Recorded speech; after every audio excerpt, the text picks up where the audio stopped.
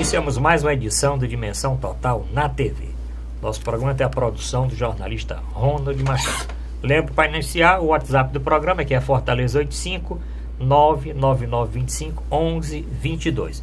Lembro também o nosso portal na internet para o telespectador rever qualquer um dos programas anteriores e assistir o nosso programa ao vivo, portalarrudabastos.com.br. Hoje no programa, Dr. Mourão Cavalcante. Dr. Mourão Cavalcante é médico psiquiatra, professor universitário, antropólogo e escritor.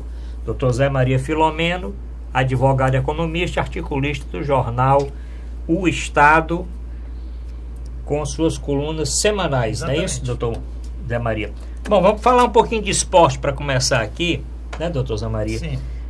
Essa briga de torcida, todo clássico morre um torcedor. Tivemos esse final de semana passado em São Paulo, um torcedor Minas Gerais também. Briga torcedores do Flamengo não, do Corinthians e dos Santos, Minas Gerais, Cruzeiro e Atlético, e aqui no Ceará, alguns torcedores, inclusive hospitalizados em estado grave, briga da torcida do Ceará com Fortaleza. Não vai acabar isso não, doutor Zé Maria? Olha, é um problema sério, né? Eu sou auditor do STJD, do futebol, e nós temos nos reunido, discutido, debatido constantemente meios de reduzir a violência no futebol. Quer dizer, a violência na realidade não é no futebol em si, né? Não é na prática do esporte. É junto à torcida, nas imediações dos estádios, tanto na entrada quanto na saída. E são muitos os fatores, né? Os fatores que vão desde o reflexo da própria violência urbana, da própria violência da sociedade, e o futebol faz parte, né, da vida das pessoas, até a questão das torcidas organizadas, que viraram verdadeiras facções organizadas, né? São milícias que não vão para o estádio para torcer, para vibrar, para confraternizar, mas sim para guerrear. A polícia recentemente deu uma busca aí na sede dos estádios e também na sede dessas organizadas, e encontrou varas e verdadeira paus e verdadeira que eram usados até como armas. Então são já frequentes os casos de conflitos que geram lesões corporais, até mortes, né? Ontem eu soube, não sei se procede, que não foi no estádio, não foi nas redondezas do estádio, mas foi num bairro aqui em Fortaleza. Um torcedor do Ceará comemorou, viu, né? Levantou os braços comemorando o gol, e o outro levou um tiro. Uhum. Então, olha, esse estado de coisas é inaceitável. Nós não podemos, as autoridades não podem deixar que o esporte, que tem por finalidade ser uma forma aglutinadora, uma forma pacificadora, saudável das pessoas, tanto praticarem quanto torcerem, virar uma guerra, né? Um campo de batalha. Então a solução, são muitas as soluções. Começam pela autoridade pública, né? A polícia, o Ministério Público tem que agir de forma mais enérgica, identificando quem são esses indivíduos, né, que não são torcedores, são verdadeiros vândalos que vão ao estádio para guerrear. Identificar, prender, processar, punir, proibir, né, excluir, né, do meio futebolístico, do meio desportista, porque só estão trazendo intranquilidade. Eu vi no STJD, num julgamento lá no processo que envolvia o Internacional, né, o Clube Internacional lá de Porto Alegre, eu fiquei impressionado com o esquema, né, a estrutura que eles montaram de fiscalização. Eles têm lá no Beira-Rio, né, o estádio do Internacional, são mais de 300 câmeras. Eles têm uma central de monitoramento monitorando essas câmeras, né, com monitores. São 16 pessoas no jogo, fora a equipe de seguranças privados, né, eles têm um contingente de mais de 200 seguranças privados, fora, né, o aparato policial e rapidamente eles identificam quem é o torcedor e encaminham, né, a polícia. E tem um outro fator também importante que eles utilizam lá. Todos os torcedores, eles são cadastrados, né? Todo torcedor, existe a identificação biométrica do polegar. Eles têm um sistema lá de guaritas lá, mais de 100 guaritas, em que rapidamente todo torcedor é identificado e se sabe exatamente, talvez não o assento, né, a cadeira que ele está, mas pelo menos a região do estádio em que ele se encontra. Então, nós temos que partir para isso. Os clubes que são corresponsáveis, eles têm que se preparar, se equipar para prevenir toda essa violência. Doutor Moron Cavalcante, tem alguma explicação aí na área da psicologia ou da psiquiatria? Isso aconteceu às 16h30 da tarde de domingo. O jogo ia começar só às 19 horas, que não tinha resultado do jogo, ninguém sabia quem ia ganhar ou quem ia perder, e acontece uma coisa. Em São Paulo,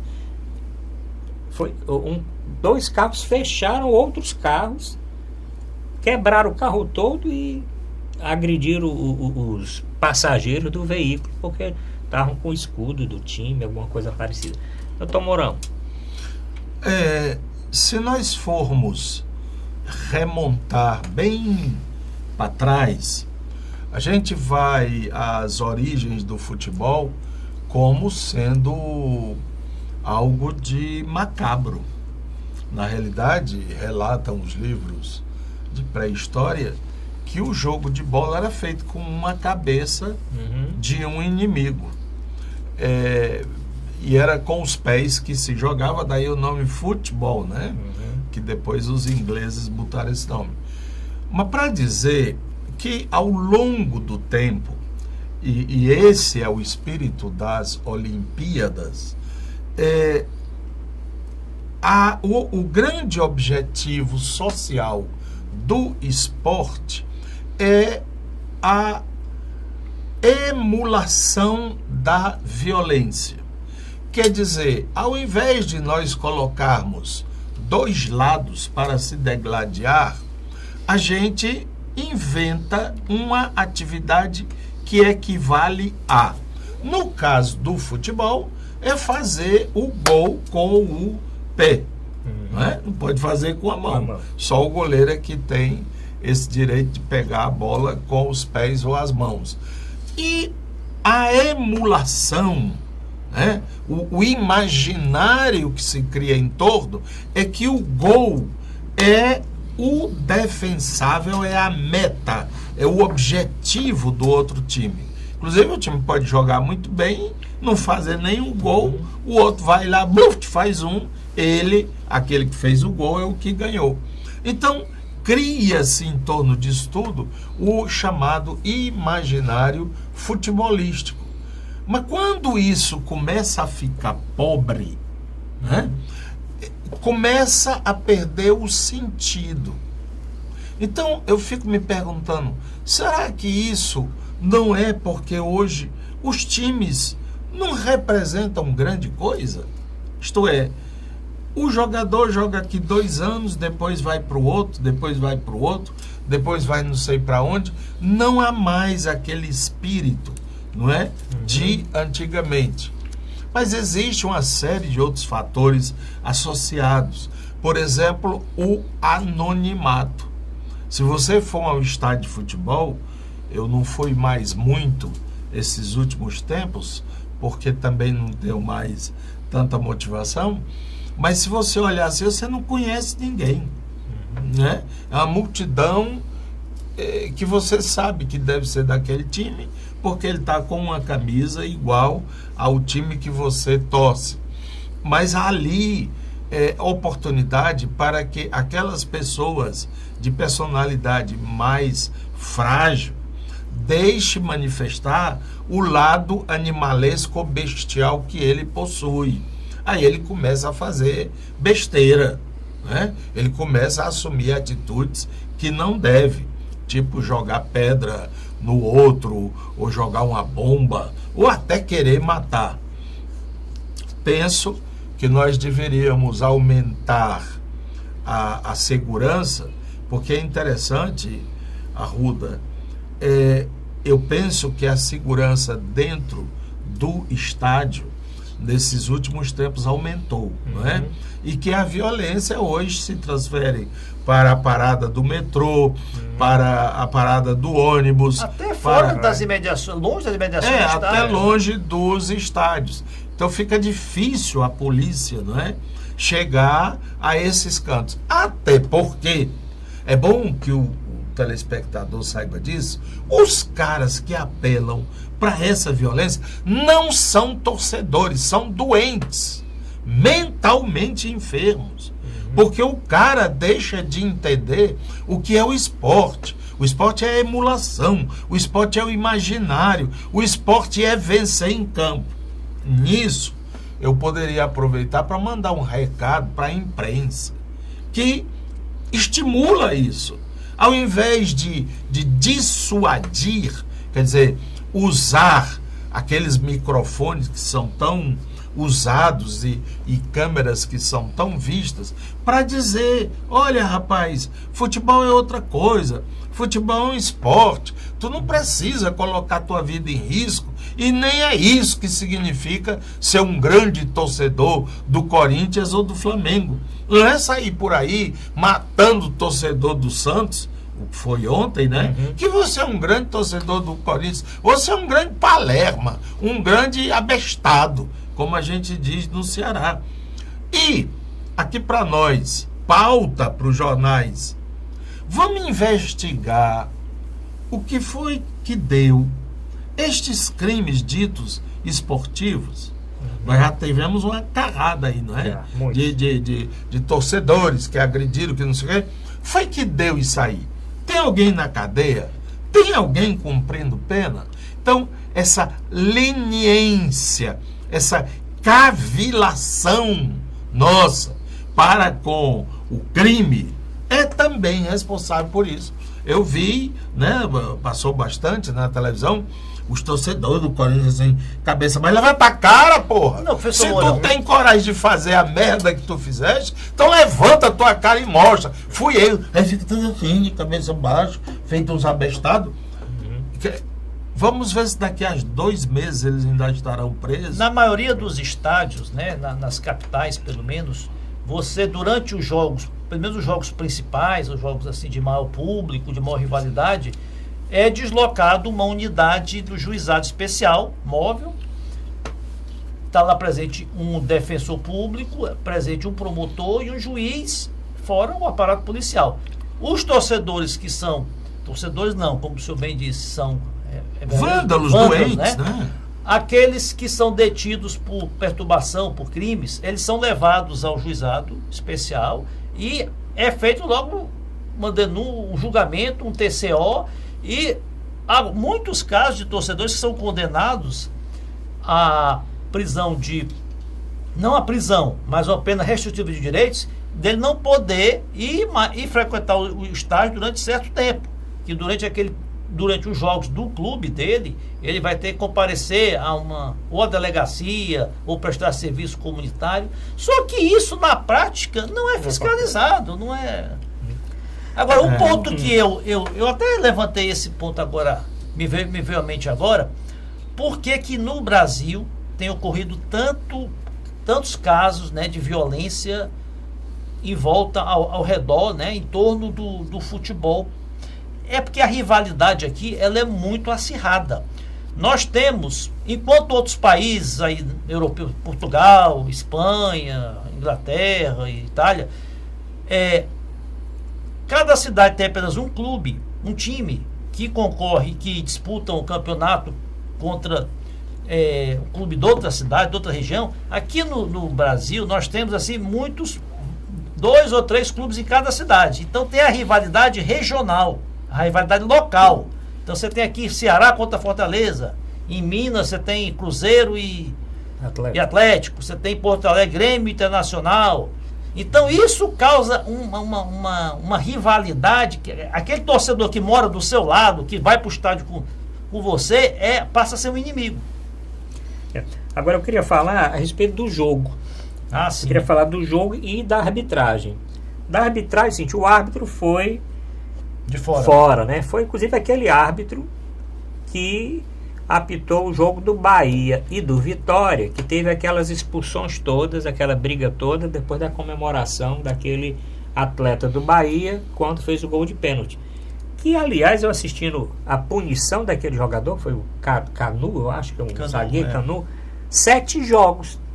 O cara deu não sei quantos murros no cara, pegou 7 jogos. Aquele que pegou o Gandula, que quebrou o nariz do Gandula, que o Gandula Porque a ficou pena máxima são 10 sangrando, jogos. pegou 8 jogos. Mas o cara desse é para ser excluído. O cara pegou o Mas Gandula. isso não impede o Gandula. processo penal. Deve ter- Não impede. Não O senhor é. viu aquele do Gandula? Vi Esse o do do Gandula, Gandula. eu fiquei assim, o cara pegou o Gandula e ficou mesmo como aquela MMA. O cara ficou sangrando lá, ficou quase nocaute mesmo. É. Né? E o cara pegou máximo, a pena máxima são 10 7 jogos. partidas, 8 partidas. Não, né? não, mas essa é apenas a Futebol. punição Esportiva. desportiva. Mas eu acho que devia ser Ele vai excluído as coisas assim. responder, Sim. ele vai responder Na justiça. é. Mas, doutor Zé Maria, e o jogo de ontem? Olha, eu não assisti o jogo, eu estava realizando outras atividades. Agora parece que foi um jogo bem disputado, muitas chances dos dois lados, tanto que parece-me que os goleiros foram os o melhores goleiro foi. jogadores Boa que o em Everson. campo. Acabou em 1-1, ou seja, ninguém saiu derrotado, que talvez tivesse ocorrido uma derrota de um ou outro. Esse pior. Os segurança- reflexos, né, na violência, no acirramento teriam sido piores. Agora, o que eu só não gostei do público, né? Eu acho que foi um público de 24 a 25 mil. 25 Atualmente é um público bom, mas poderia ter sido um público maior. E é um jogo que na prática não decidia nada. É um jogo ainda na segunda fase. E o que eu vejo os dois clubes daqui muito bem se estruturando. O Fortaleza um pouco à frente, eu acho, em entrosamento do que o Ceará. O Ceará ainda está procurando encontrar aí o seu esquema de jogo. Mas foi um bom jogo. Todos os comentários. Eu assisti o jogo foi realmente bom. Dos últimos clássicos, foi um dos mais bem disputados. O gol do Ceará foi aos 46 minutos do segundo tempo.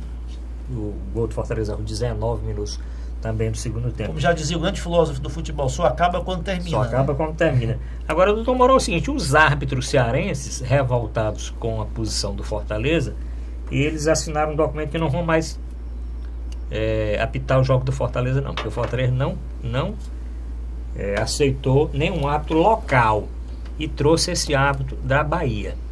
Se o senhor fosse árbitro cearense, se o senhor fosse do quadro de árbitros aqui da federação e um time não quisesse nenhum dos árbitros, o senhor ia fazer o quê?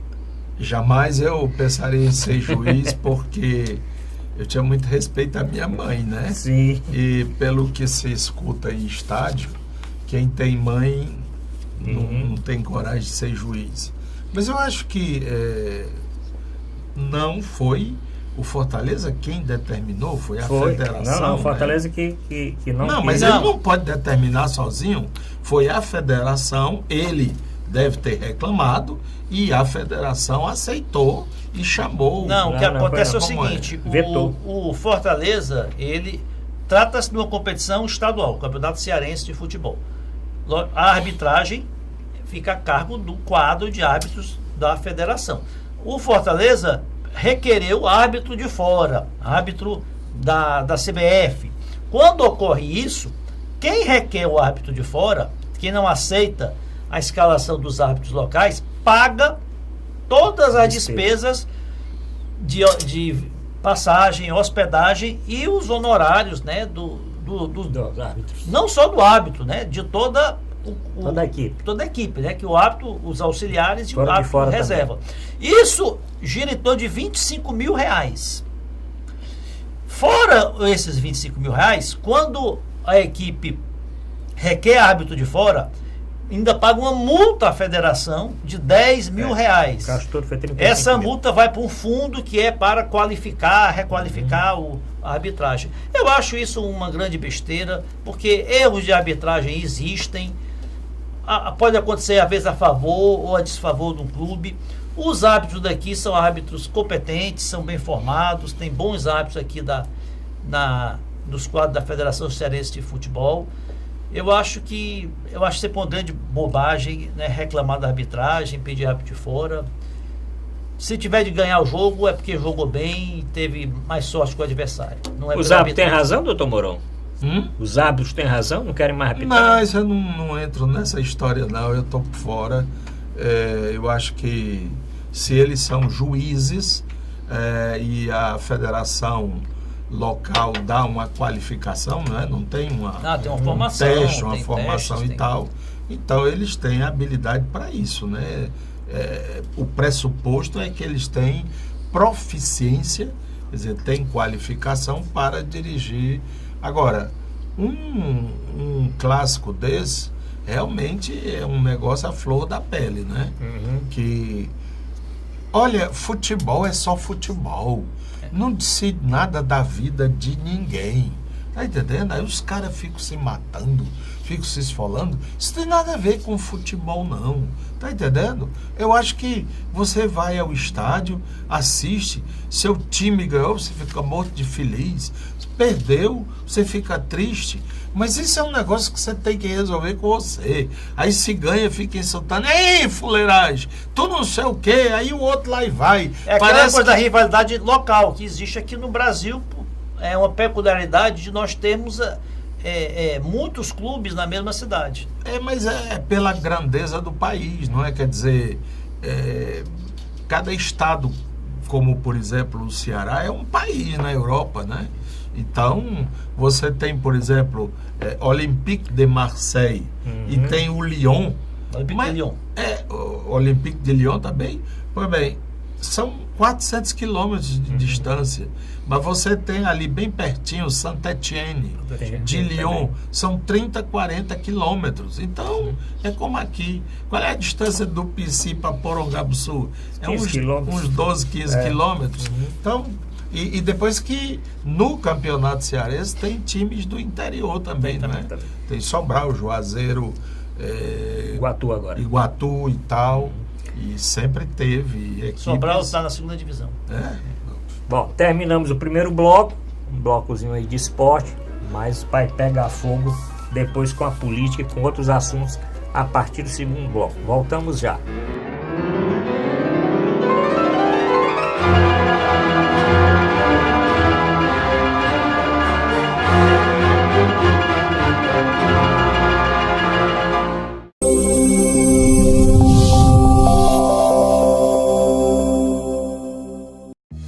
Com o Ceará de ponta a ponta, o governo do estado abre milhares de quilômetros de novos rumos no Ceará. Ao todo, 5 milhões de cearenses serão beneficiados pelas ações do Ceará de ponta a ponta, com obras de restauração, pavimentação e duplicação que geram empregos, oferecem mais segurança e criam novas oportunidades. Hoje, com a estrada do jeito que está, quando minha filha sai, eu fico mais tranquila, por causa que a estrada está boa, né? Ela vai e volta com mais conforto e segurança. Para eu que venho de moto, melhorou muito, porque a pista agora está boa. Vem mais disposta, sai mais tarde um pouquinho e chega no horário certo. Mais de 1.500 quilômetros de estradas já foram concluídas e até o fim de 2018 serão cerca de 3.000 quilômetros de estradas requalificadas.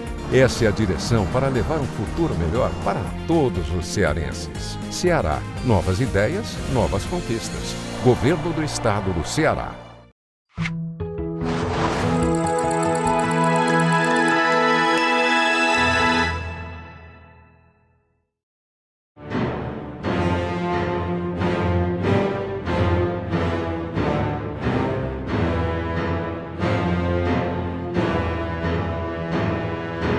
Voltamos a apresentar a Dimensão Total na TV. Nosso programa tem a produção do querido jornalista Ronald Machado.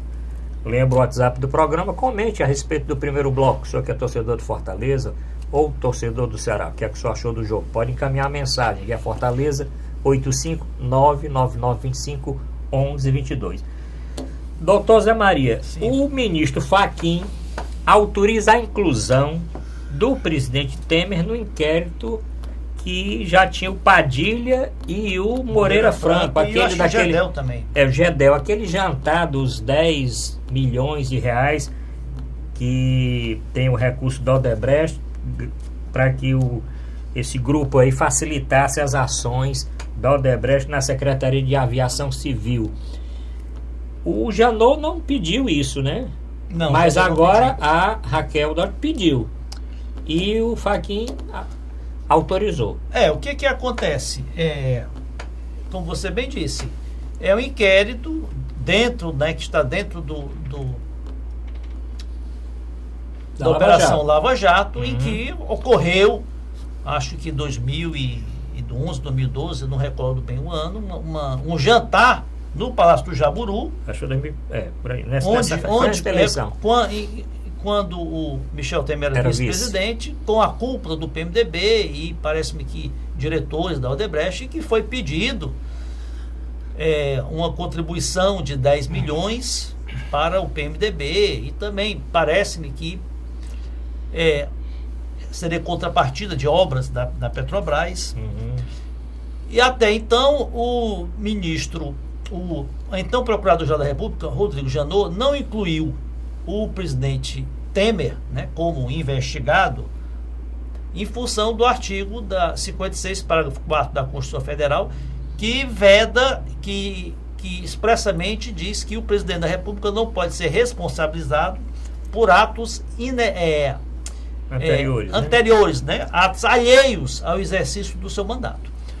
A Raquel Dodge, a atual Procurador-Geral da República, tem um entendimento diverso. Ela acha que o seguinte, que essa vedação é só para o presidente da República não ser denunciado, né? Que essa denúncia leva a um processo. Investigado ele pode ser, até porque se suspendesse, né, essa investigação até terminar o mandato, as provas, né, as evidências poderiam, né, ficar mais difíceis de serem apuradas. Então ela requereu que o presidente Temer fosse incluído como investigado. O ministro Fachin acatou, que é quem preside, né, esses inquéritos. E agora, certamente, o presidente da República, o presidente Temer vai recorrer ao pleno, o pleno vai decidir. Eu, pessoalmente, eu acho que esse dispositivo da Constituição é um verdadeiro privilégio, né? Faz ainda parte daquele conjunto, né, de regalias, né, que os detentores do poder, né, principalmente deputados, senadores e presidente da República, governadores, têm. Por ele ser presidente da República, ele não pode responder por atos, né, delituosos que tenha cometido, só porque foram anteriores ao exercício do mandato, e são inclusive ilícitos que dizem respeito à gestão pública, né? Trata-se aí de corrupção, de favorecimento. Então eu sempre fui contrário a esse entendimento, né? Graças a Deus, eu achei positivo a Raquel Dodge ter essa nova divergido, né? Pra você ter uma ideia, a presidente Dilma, enquanto era presidente, não foi incluída na investigação da venda da refinaria, da compra da Passadina, da refinaria Passadina, né? Ela que era presidente do conselho da Petrobras, exatamente por ela ser presidente e entender-se que não cabia ser investigada. Eu acho positivo, né? Eu acho que o presidente tem que ser investigado. Ser denunciado e processado, tudo bem. Realmente a Constituição, eu discordo, mas tem que se respeitar a Constituição. Enquanto não mudar a Constituição, não se pode processar o presidente da República por atos anteriores, só atos que tenham ocorrido na vigência, né, durante o mandato. É mais um processo que o Temer vai responder, como tem o do Porto de Santos, porque no caso do processo do Porto de Santos, há um decreto que já foi, parece que em maio de 2016, ele já era presidente, né? E os outros dois da JBS que ele conseguiu suspender, né, na Câmara. Então o senhor presidente Michel Temer vai ter muito problema quando terminar o mandato dele. Por isso que ele não está querendo sair, né, doutor Mauro? Ele está querendo ficar aí mais 4 anos como presidente, jogando isso para cima. O que é que o senhor acha dessa inclusão aqui do presidente Temer nesse inquérito? Olha, se começarem a mexer com vontade no passado e no presente do presidente Temer, haja processo. Haja processo. Ele é do mesmo nível do Romero Jucá, do que saiu, que botou o Gedel, que botou as malas no apartamento. Por quê? Porque eles são da mesma curriola. Não tem aquele provérbio popular que diz: diz-me com quem tu andas, eu dir-te-ei quem és? Ora bolas. Um é marreteiro em Roraima e Brasília e aonde der que a mão alcança. O outro no Rio de Janeiro, ele é dono de uma parte do Rio de Janeiro. O outro do Rio Grande do Sul e Brasil afora. Outro não sei o que, não sei o que. O outro não sei o que. E ele ainda se acompanha do índio, que é o senador Eunício Oliveira, que hoje está vestido de posto como vestal da moralidade. Ele fica ali todo circunspecto, né?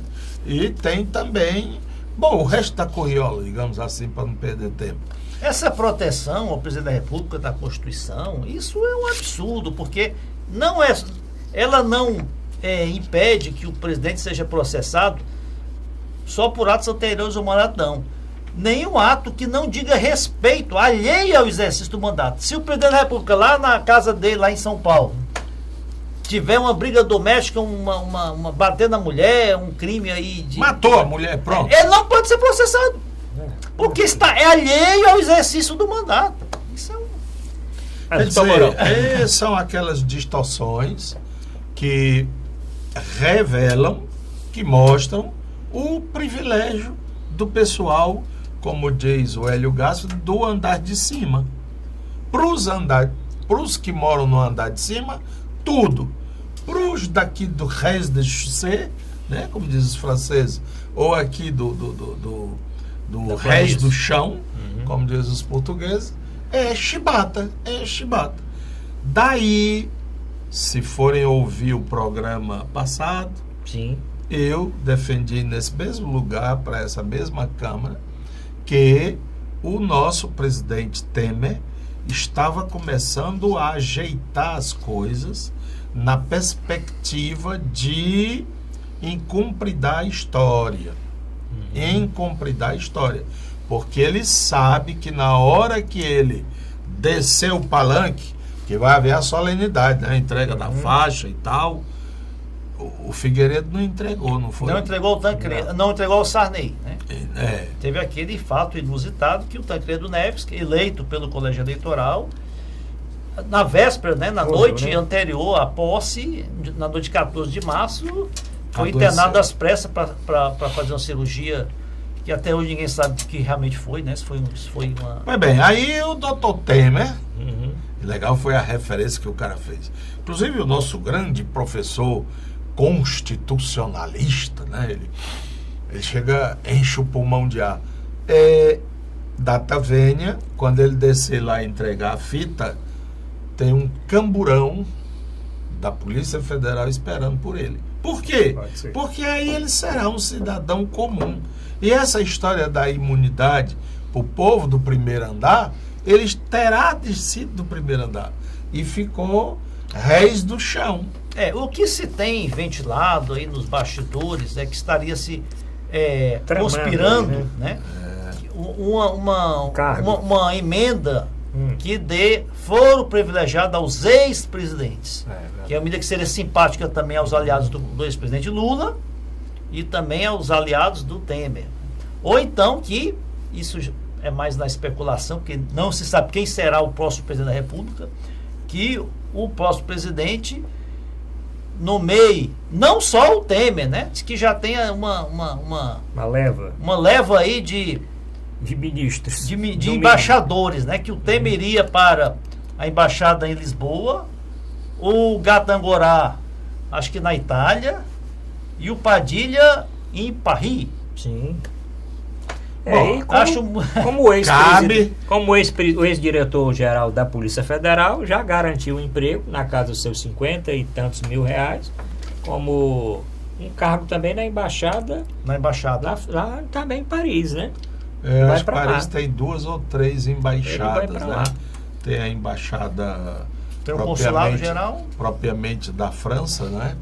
Embaixador da França, tem embaixador da Unesco, né?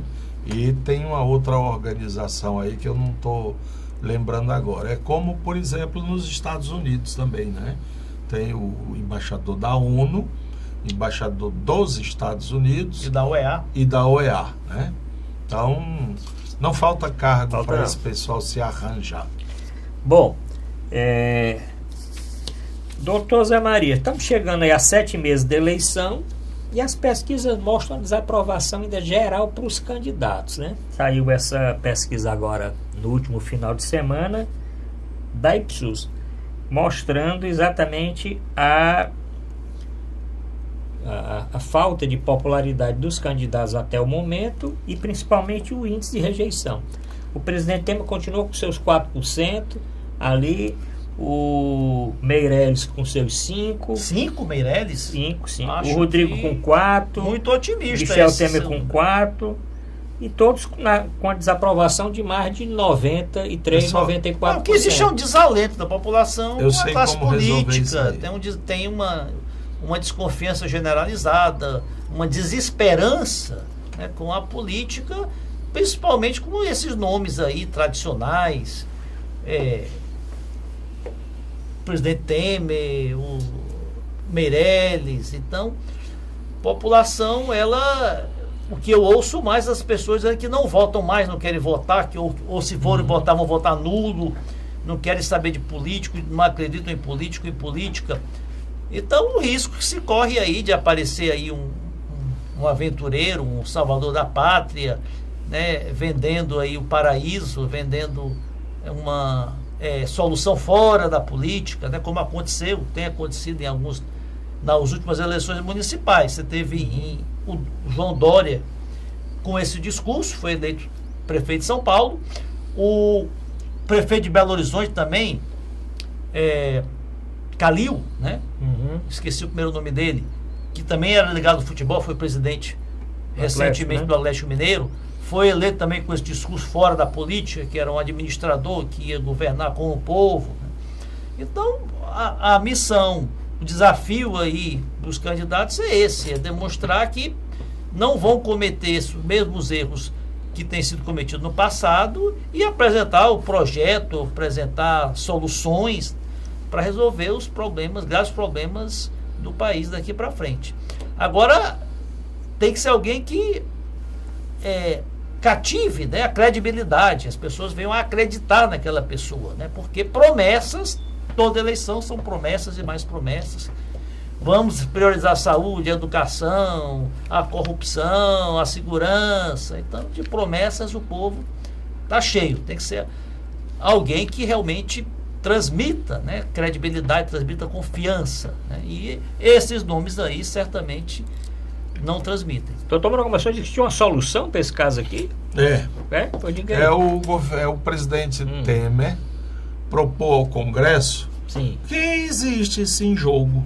O perde-ganha. Você sabe como é? Sabe, Arruda? Mas diga aí. Perde-ganha, ganha quem perde. Quer dizer, em vez de dizer 2, 3...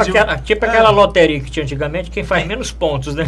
Pronto, quem tá faz aí. Menos pontos quem ganha, tiver menos popularidade ganha. Né? Ganha. Por quê? Porque está já encaminhado para não prestar mesmo.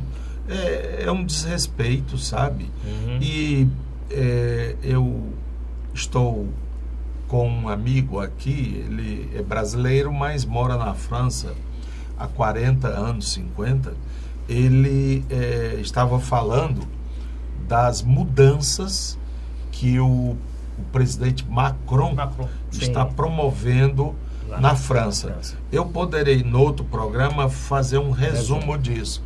Mas uma coisa... Nós vamos falar da Itália daqui a pouco, viu? Daqui a pouco vamos falar da Itália, a gente pode meter a França no meio da história.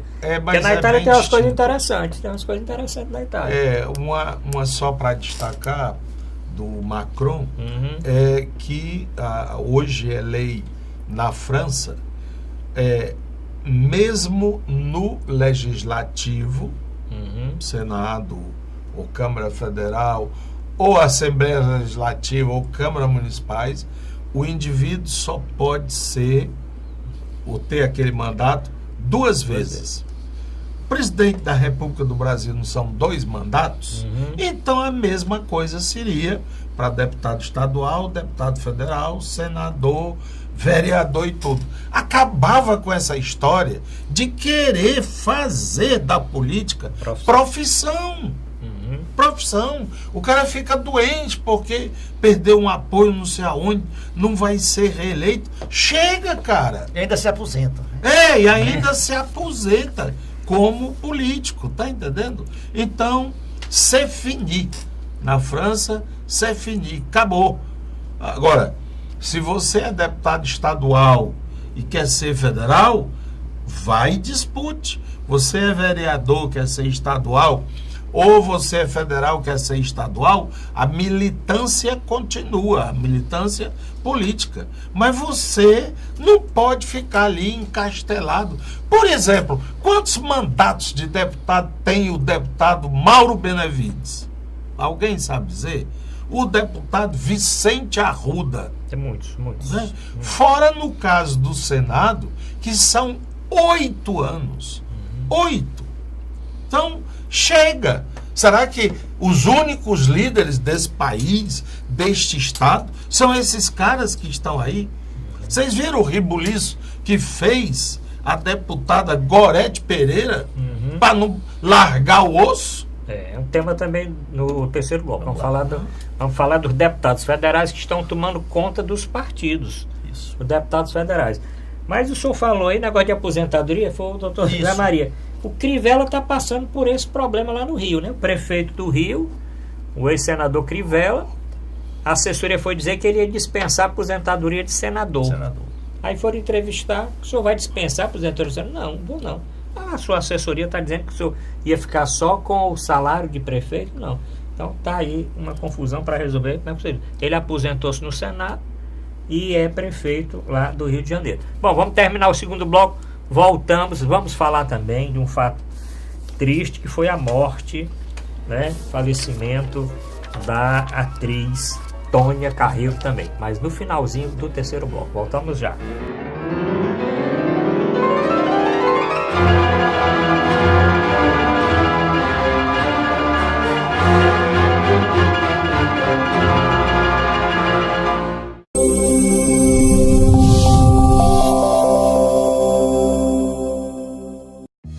Com o Ceará de ponta a ponta, o governo do estado abre milhares de quilômetros de novos rumos no Ceará.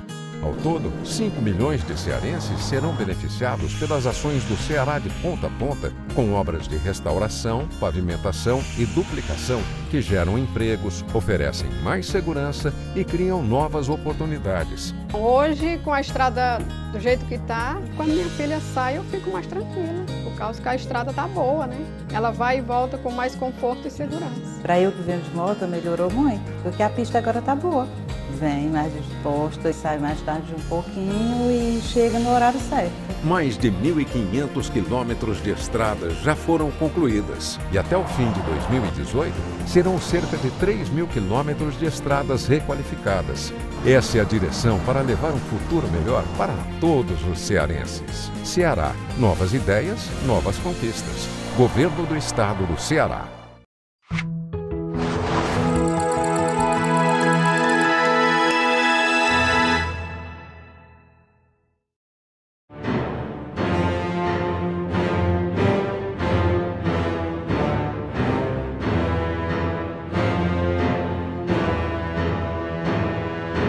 Voltamos a apresentar a Dimensão Total na TV. Nosso programa tem a produção do jornalista Ronald Machado. Vou lembrando agora o portal, nosso portal aqui na internet, portal.arrudabasso.com.br. Reveja o programa que o Dr. Mourão falou. Reveja aí durante quase 3 anos de programa Dimensão Total aqui na TV+. Reveja todos os programas, assista o programa ao vivo, encaminhe sua mensagem para o WhatsApp do programa, que é Fortaleza 85 99925 1122. Doutor Zé Maria, vamos falar da eleição na Itália e a volta do Berlusconi. Como é que é isso? Não tava, o homem não tinha sido, ia ser preso e não sei o quê, foi condenado, quase foi preso. Bem, e o homem agora a coligação dele foi a mais votada, não atingiu os 40%, não pode formar o governo. Não, 50%, né? não. 40%. 40%. Bem, ele teve 36 alguma coisa, porque os 5 estrelas... Exatamente. Né? Mas está acontecendo na Itália aquele movimento que também aconteceu na França com o Macron, da sociedade buscar alternativas aos grupos políticos tradicionais, né? Procurar movimentos vindos, né, da sociedade, do campo apolítico, né, para ser uma alternativa aos políticos tradicionais. Então, na Itália surgiu aí esse grupo, esse partido 5 estrelas, né, Movimento 5 Estrelas, que arrebentou, quer dizer, que conquistou 33% dos votos. A coalizão de esquerda, de centro-esquerda, que é liderada pelo Partido Democrata, que estava no poder, que tinha maioria... Interessante, que fez as reformas. Fez as reformas, que fez as reforma reformas da aposentadoria, da Previdência e não sei lá é o contrário, né? Lá a direita está defendendo... Não fazer reforma. Não fazer reforma na Previdência. Derrubar as reformas. Derrubar as reformas. Então, o atual governo perdeu, inclusive o primeiro-ministro já renunciou hoje, renunciou hoje, entregou o cargo, e está um impasse, como bem disse o professor Arruda, porque nenhuma das coalizões fez a maioria. Você tem a coalizão de centro-direita, que é chamada La Liga, que é comandada, são um grupo de partidos, né, que se fazem a coalizão, se juntam, que é liderada pelo partido Força Itália, que é o partido do Berlusconi, que fez lá 36%. E se não chegarem a um entendimento, uma composição para formar a maioria, pode até ser convocado novas eleições. O Berlusconi ele não pode ser primeiro-ministro, líder do partido, porque ele está condenado em um processo de evasão fiscal. Ele já indicou uma pessoa, né? E ele está inelegível por mais um ano. Mas ele já indicou que, se não me engano, é até presidente do Parlamento Europeu. Faz mesmo parte do seu partido. Então é isso. A Itália, esse movimento que tem surgido aí na Europa Ocidental de busca de novas lideranças, né? E a Itália, esse partido aí, 5 estrelas, que surgiu aí, quase ganha as eleições, mas embaralhou aí o jogo político na Itália. Muito dividido, né? Muito dividido. Inclusive, provando que foi a vitória do populismo, né? A vitória do populismo, as pessoas querem derrubar as reformas que a centro-esquerda estava fazendo. Né? Inclusive, já voltar atrás no gatilho da Previdência. A primeira medida, assim, já se elegeram na plataforma. Acabar com que porque lá se implantou a idade mínima de 65 anos, mas com o gatilho que a proporção que a expectativa de vida suba, essa idade mínima suba também. E o Berlusconi é contra. Mas, doutor Mourão, aí, a Itália é complicado, o senhor falou aqui na França, mas o que é que o senhor está ali pertinho, o que é que o senhor sabe mais da Itália? Olha, a Itália é um partido essencialmente político.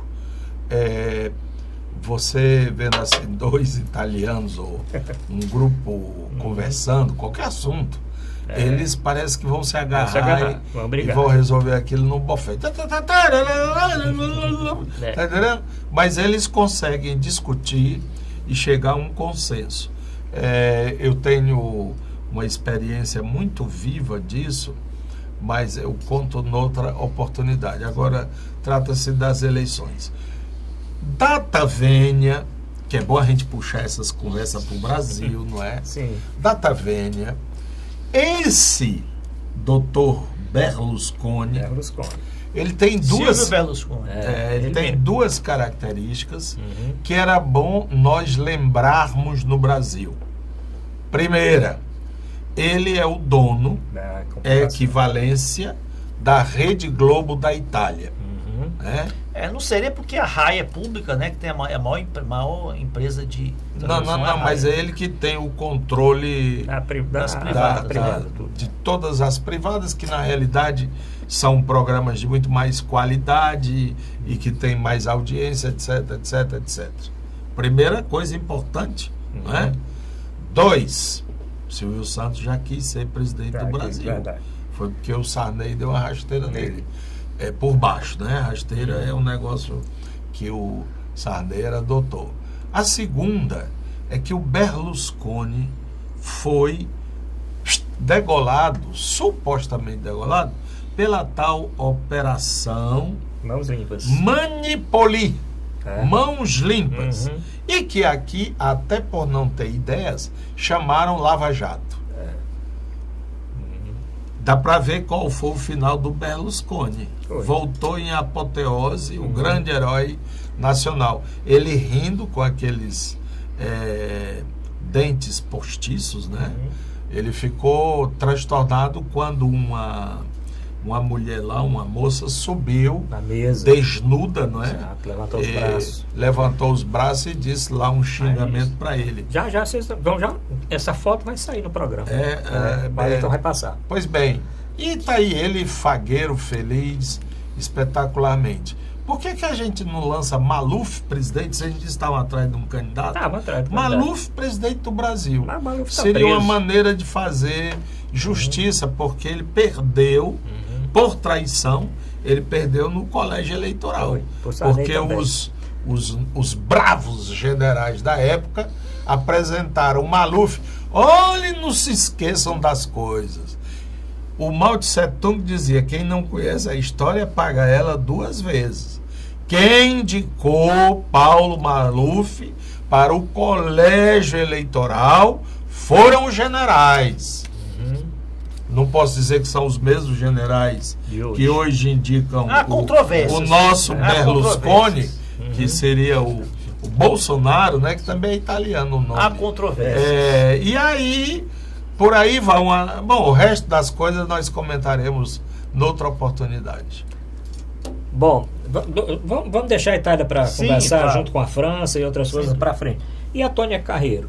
Pois Tônia Carreiro, bom, ela faleceu uma coisa.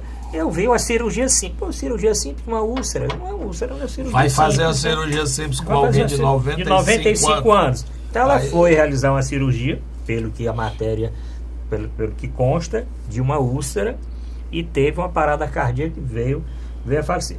95 anos de idade, 50 peças de teatro, 19 filmes, 15 novelas. E uma foto que ficou famosa até hoje, que é aquela foto em 1968, com as outras atrizes da época, todas muito bonitas e de mini saia, protestando Ela contra normal- a censura Norma do Bengel regime também. militar. Ela foi uma E só grande está atriz. vivo um agora, com a morte dela, só está vivo tem uma que está viva, as outras morreram. Uma grande atriz da década de 40, 50, começou no teatro, era de uma beleza deslumbrante, era uma mulher lindíssima, né? E aquela mulher que amadureceu mantendo, né, a beleza sem fazer plástica, sem nenhum artificialismo. Tem não, nenhuma. Não, Pelo menos parece que não fez muita plástica. não se não. comenta. Não fez se comenta não. E ela foi Um uma grande retoquezinho diva, ali, ela espetacular. foi uma grande diva aí do teatro, né? Juntamente com a Fernanda Montenegro. Ela teve poucas atuações na televisão, mas eu sempre me encantei com ela desde criança pela beleza. Ela tinha uma imponência, né? Ela tinha os olhos lindos e sempre foi uma grande atriz e lamentavelmente chegou a sua hora, né? 95 anos. Eu não sabia que tinha sido depois de uma Foi de uma cirurgia. né? Parada cardíaca. Eu não sabia que Ela é mãe daquele ator. Ela tinha feito educação física. Olha só. Ela fez educação física e depois, como sempre, desde pequena queria ser atriz, né? A contragosto da família, foi ser atriz. E casou com o Thierry, que é um E teatro, teatro. E depois aí foi para embora. frente. O senhor assistiu muitos filmes, muitas peças, muitas novelas. Novelas eu assisti quase todas. Eu vou fazer 15 charme novelas aqui. da minha Não época. era da minha época, sabe, Arruda? Agora vocês é que conhecem mais detalhadamente a biografia dela. Lembro, entretanto, e isso foi recordado pela imprensa agora, que naquele famoso episódio da morte do estudante no Calabouço, que era um restaurante estudantil, e lá foi assassinado um jovem chamado Edson Luiz. E em torno daquilo houve uma grande mobilização no país que acabou culminando com a marcha dos 100 mil.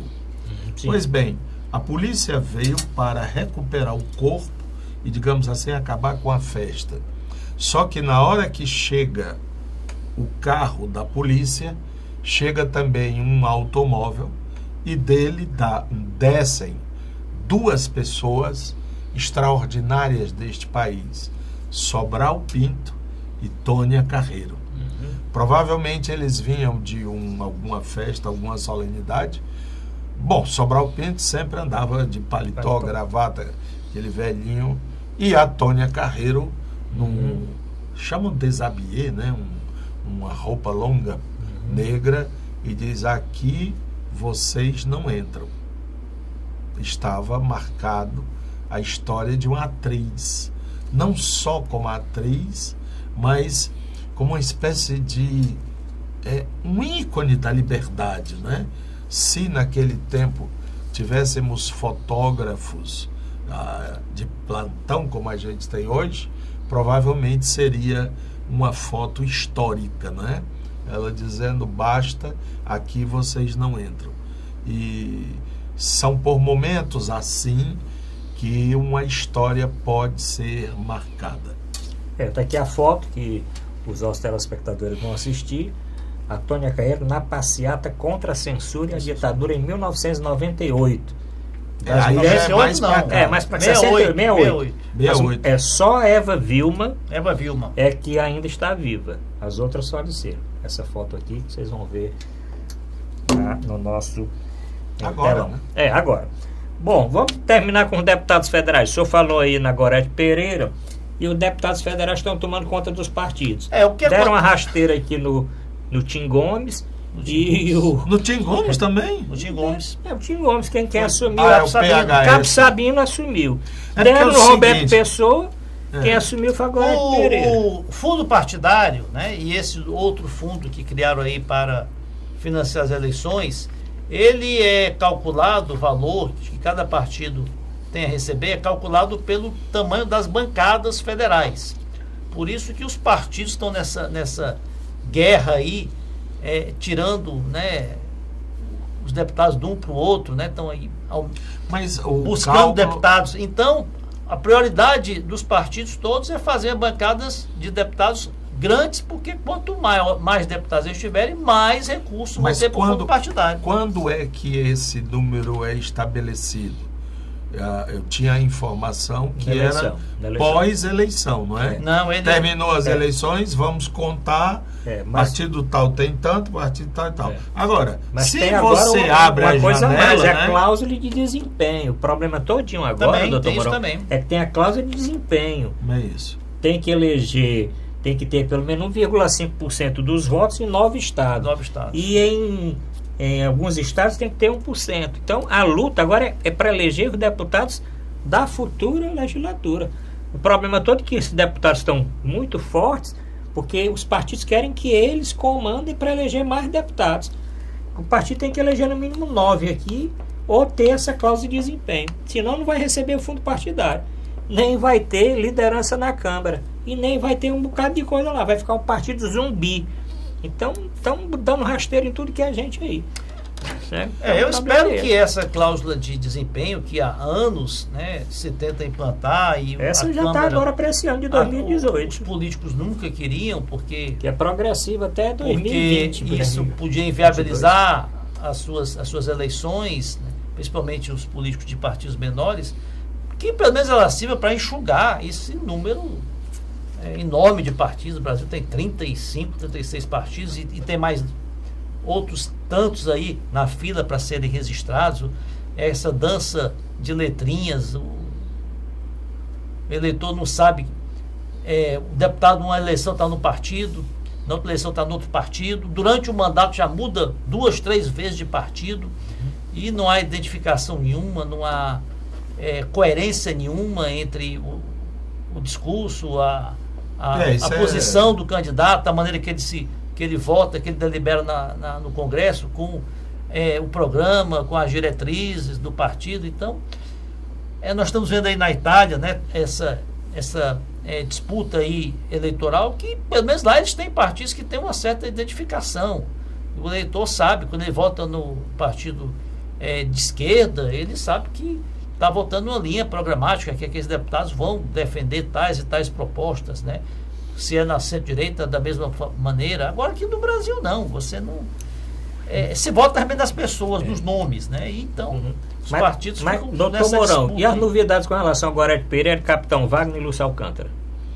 Não há novidades. Quer dizer, o fato da deputada Gorete Pereira ter chegado para a direção do PR nacional, porque quem distribui as fichas por estado é a direção nacional. Então ela chegou lá, olha, eu sou deputada e eu quero esse partido é meu. Aí o presidente disse, pois não, deputada, é seu. E ela chegou aqui imediatamente, ao invés de se reunir com o Roberto Pessoa e o Lúcio Alcântara, que eram os comandantes da sigla, ela foi direto para o Palácio da Abolição comunicar ao governador Camilo Santana, olha, está aqui mais um partido para você, que tem, se não me engano, são 40 segundos de televisão. E aí, por conta disso, ela imagina que o governador vai retribuir com o apoio do governo a esse gesto heróico que ela fez, né? De tirar um partido. Um partido que era do comando da oposição, né? Do comando da oposição, que o PR representava. Haja vista que o candidato que pontua pela oposição é o Capitão Wagner, que é dos 4 do PR. Né? E ela, então, bravamente, heroicamente, arrasta, né? Rouba-lhe o peito, rasga-lhe o peito o demônio, não é? Na canção Coração Materno, do Vicente Celestino, que a namorada, a Camponha, diz, ele chega e diz, minha filha, o que você quiser, pode dizer o que é que você quer que eu faço. E aí ela diz, brincando, eu quero o coração da sua mãe. Aí ele sai antes dela dizer que era brincadeira, ele vai, e quando chega em casa tá lá a mãezinha rezando. Ele pega um punhal, uma faca, rasga-lhe o peito o demônio, tira o coração da mãe e sai correndo. Olha a metáfora, sai correndo para entregar aquele sangue à amada, aquele coração à amada, né? Só que ele leva uma topada, não sei como é, e o coração escapou, ele cai lá no mato, e ele ainda escuta a voz, talvez a voz do arrependimento. Meu filho, você se machucou? Olhe, venha me buscar, eu estou aqui. Quem é que vai dizer isso? É o Roberto Pessoa ou é o Lúcio Alcântara para a brava e heróica deputada que rouba-lhe o peito, né? Rasga-lhe o peito o demônio e tira o coração ainda batendo. Você vê como mais ou menos assim. Pois vê mesmo como é a política, né? No Twitter, o ex-governador Lúcio Alcântara colocou sou seguidor dele no Twitter, ele disse que renunciou já à presidência e o próximo passo é desfiliar. Ele disse aqui, há cerca de um mês, anunciei que pretendia deixar a presidência do PR e do Estado, por considerar concluída a minha missão. Semana passada, confirmei. Só me resta agora a desfiliação. Logicamente que ele não quis expressar os motivos que são os que o doutor Mourão falou. Explicitou. Agora, olha só, houve realmente uma intervenção, houve uma puxada de tapete do partido pela direção nacional. Mas vamos continuar com esse assunto no próximo programa, porque infelizmente o tempo passou e não temos mais tempo. Vicente já está aí acenando. Bom, obrigado a todos pela audiência, obrigado, doutor Mourão, obrigado, doutor Zé Maria, e até a próxima semana.